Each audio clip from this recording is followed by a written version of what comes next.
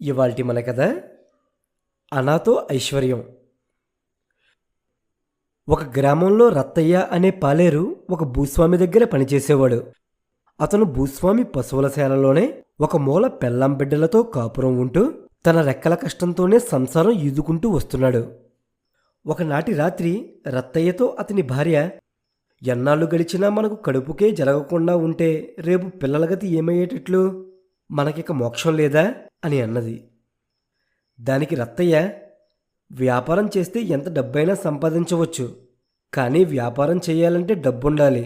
నాకు తెలివితేటలు తక్కువే కాదు, పెట్టుబడికి ఒక్క అనా ఉంటే చాలు, నెల తిరగకుండానే 1000 రూపాయల లాభం చేద్దును.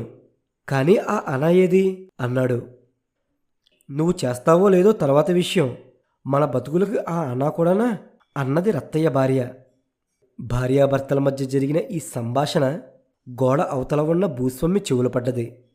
తన పాలిగాడు అనాతో ఏం వ్యాపారం చేస్తాడో, లాభం ఎలా తీస్తాడో చూడాలనుకుని ఆయన గోడ మీద నుంచి ఒక అనాకాసు రత్తయ్య గుడిసె పక్కన పడేలా విసిరాడు. మర్నాటి ఉదయం కసుపు ఊడుస్తుంటే ఆ అనాకాసు రత్తయ్య భార్యకు దొరికింది.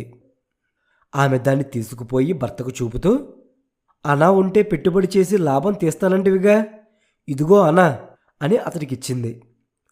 రత్తయ్య దాన్ని తీసుకుని భూస్వామి వద్దకు వెళ్ళి, బాబూ, పశువుల శాలలో కసుపు ఊడుస్తుంటే ఈ అనా దొరికింది, ఇది తమదే అయి ఉంటుంది, తీసుకోండి అన్నాడు. భూస్వామి ఆ అనాకాసు అటూ ఇటూ తిప్పి చూసి, ఇది నాది కాదు, దొరికింది గనక నువ్వే ఉంచుకో, ఎందుకైనా పనికి రావచ్చు అన్నాడు. రత్తయ్య చిత్తం అని భూస్వామి వద్ద సెలవు పుచ్చుకుని బస్తీకి వెళ్ళాడు. ఇప్పటికే ఆ అనాతో ఏం చెయ్యాలన్న ఆలోచన రత్తయ్య బుర్రలో ఆలోచించే ఉన్నాడు.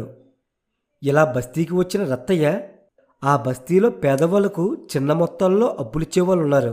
అటువంటి వాడి దగ్గరికి వెళ్ళి, రత్తయ్య, అయ్యా, ఈ అనా వడ్డీ కింద ముందుగానే తీసుకుని ₹1 బదులివ్వండి, ఆ రూపాయి సాయంకాలానికల్లా తెచ్చి మీకు ఇచ్చేస్తాను అన్నాడు. ఆ మనిషి ఇచ్చిన రూపాయి తీసుకుని ఇంకొకటి దగ్గరికి వెళ్ళి వాడికి రూపాయి వడ్డీ కింద ముందే ఇచ్చేసి మర్నాడు ఇస్తానని చెప్పి ₹10 అప్పు పుట్టించాడు రత్తయ్య. తరువాత అతడు మరో వడ్డీ వ్యాపారి దగ్గరికి వెళ్ళి ఆ ₹10 వడ్డీ కింద తీసుకుని ఆ వడ్డీ వ్యాపారి రత్తయ్యకు ₹100 అప్పిచ్చి కాగితం రాయించుకున్నాడు. దాన్ని తీసుకుపోయి రత్తయ్య ఒక పెద్ద వడ్డీ వ్యాపారస్తుడికి ఇచ్చి ఆ ₹100 వడ్డీ కింద తీసుకోమని చెప్పి ₹1000 అప్పడిగాడు. వారం 10 రోజుల్లో ధాన్యం అమ్మగానే మీ డబ్బు మీకు ఇస్తానని చెప్పాడు. ఆ పెద్ద వడ్డీ వ్యాపారి రత్తయ్య ఊరు పేరు, అతన్ని ఎరిగిన భూస్వామి పేరు అంతా విచారించి ₹1000 బదులిచ్చాడు. ఆ డబ్బు పుచ్చుకుని రత్తయ్య ఆ రోజే తాను తీసుకున్న ₹100 బాకీ, ₹10 బాకీ, రూపాయి బాకీ చెల్లు వేసి ఇంటికొచ్చి తన దగ్గర మిగిలిన డబ్బును భార్యకు చూపించి, చూసావా, అనాతో ఎంత డబ్బు పుట్టించానో అంటూ తాను చేసినదంతా చెప్పాడు. అంతా విన్న అతని భార్య, ఇదేం సంపాదన, మళ్ళీ అప్పుల వాళ్ళకు 1000 కట్టొద్దా, 900 లేవే అన్నది భార్య. నువ్వు కంగారు పడకే, అసలు వ్యాపారం చేసినాక ఇంతకు ఇంత లాభం వస్తుంది, ఇది లాభం కాదు పెట్టుబడి అన్నాడు రత్తయ్య. రత్తయ్య ఈ డబ్బుతో వేరే ఉపాయం ఆలోచించాడు. మర్నాడు తెల్లవారుజామునే బయలుదేరి రత్తయ్య జొన్నవాడ అనే గ్రామానికి వెళ్ళాడు. ఆ గ్రామంలో రైతులు జొన్నలు పండిస్తారు. పంట కోతకు సిద్ధంగా ఉంది. రత్తయ్య రైతులందరినీ కలుసుకుని, ఈ ఏడు మీ పంటంతా నేనే కొంటాను, ఇప్పుడే బయానాలు ఇస్తాను, ధాన్యం కొనుగోలు చేసేటప్పుడు నేను చెప్పిన వాళ్ళకు కానీ నాకు కానీ ఇవ్వాలి అంటూ తలా 50, 25 పరక బయానాలిచ్చి కాగితాలు రాయించుకున్నాడు. ధాన్యం ధరలో అతను వారికి లోపమేమీ చెయ్యలేదు. మామూలుగా పట్నం నుంచి వచ్చి కొనుక్కుపోయి వర్తకులిచ్చే ధరే తాను కూడా ఇస్తానన్నాడు. రత్తయ్య ఇంటికి వచ్చేశాడు.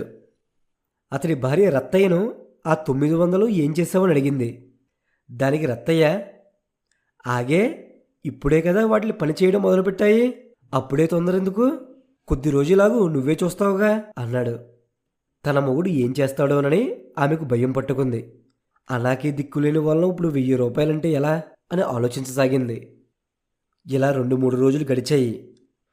అక్కడ ఎప్పుడూ కొనే ధాన్యపు వర్తకులకి ఈ విషయం తెలిసింది. పంట యావత్తూ పొలం మీదనే అమ్ముడైపోయిందని తెలిసి వారు కంగారు పడ్డారు.